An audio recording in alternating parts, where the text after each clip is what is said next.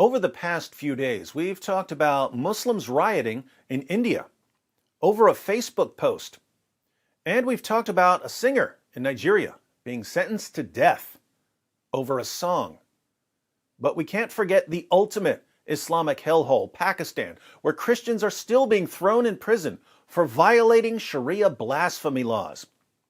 Isn't it strange that Muslims in so many different countries keep misunderstanding the religion of peace and tolerance in exactly the same way?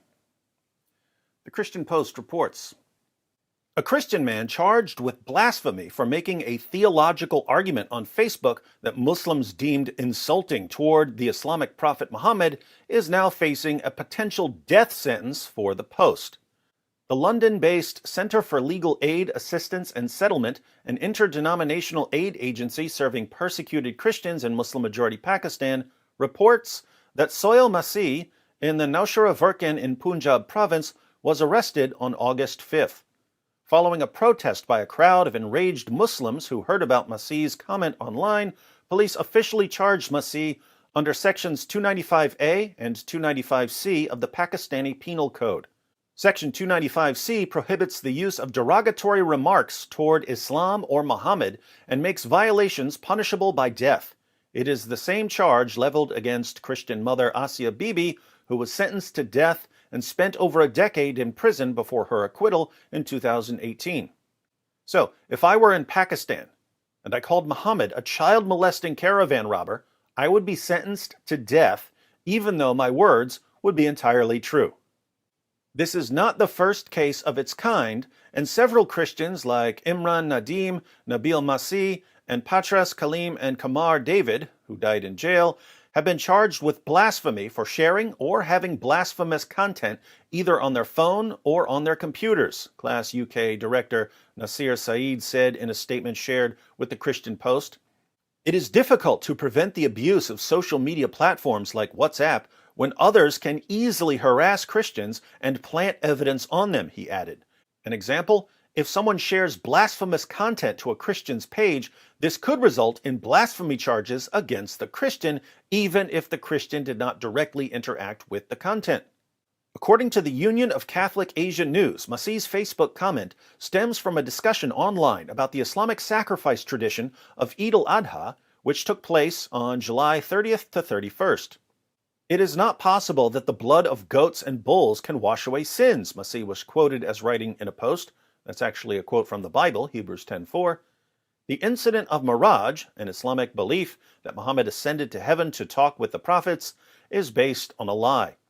Isra and Miraj is observed annually to honor the Islamic prophet's nighttime journey from Mecca to a faraway mosque and Muslims' belief that he ascended to heaven and was shown hell. So, a Christian said that Muhammad's so-called night journey, where he supposedly took a magic donkey ride to Jerusalem, was a lie. Why didn't Muslims simply present their evidence to him to show him that it's not a lie? Because they couldn't. The story is ridiculous and contradictory, but if you challenge the story, they can sentence you to death in Pakistan, aka the devil's armpit. A local mosque worship leader named Allama Muhammad Abdul Sattar filed a criminal report against Masih, UCA News reports. The culprit shared the post with two people. They visited my madrasa and showed it, Sattar was quoted as claiming. Masih mocked the Miraj incident and the sacrifice, which is a principle of Islam. Muslims were extremely hurt. So, two Muslims had their feelings hurt by a Facebook post. Therefore, a Christian has to die.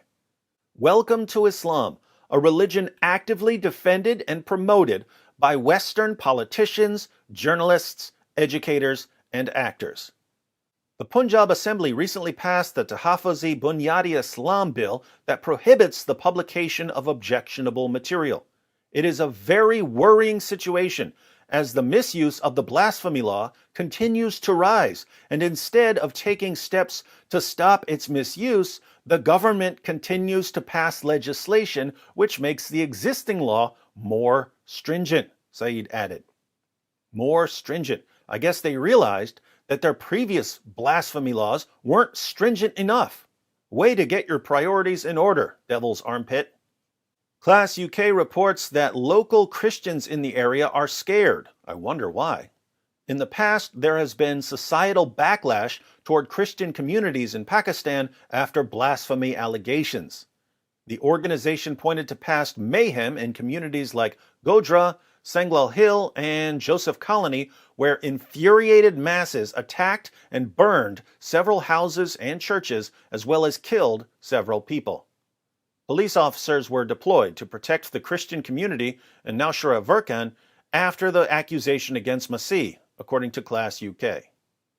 Notice what Islam does to the world and to people's ability to understand right and wrong. That man criticized Muhammad on Facebook. He has to die. That man sang a song. He has to die. That man drew a cartoon. He has to die. That woman dressed the wrong way. She has to die. We're going to kill you and burn your houses and rape your women until you see the beauty of al-Islam. That's what happens in Muslim countries. People in the West are supposed to know better. We're supposed to be enlightened. We're supposed to love freedom and human rights. But as soon as someone in the West speaks out about Sharia, Muslims reply, it's racist to object to Islamic law. Stop being bigots. Stop being fearmongers. Stop spreading hate. And politicians and journalists and educators and entertainers submit faster than the victims of Sharia who are being slaughtered in Muslim countries. A reporter in the United States or Great Britain will submit to Islam to avoid being called a name. A Christian in Pakistan won't submit when a mob of jihadis surround his house and burn it down with him inside. How enlightened are we in the West when our institutions are filled almost entirely with morons and cowards? How much do we really care about freedom and human rights when our entire civilization trembles before the decrees of an illiterate 7th century Arabian warlord who won followers by promising them an eternity of deflowering virgins in paradise? There have been a lot of times in history when it was a really, really bad idea to back down. Trust me on this. Now is one of those times.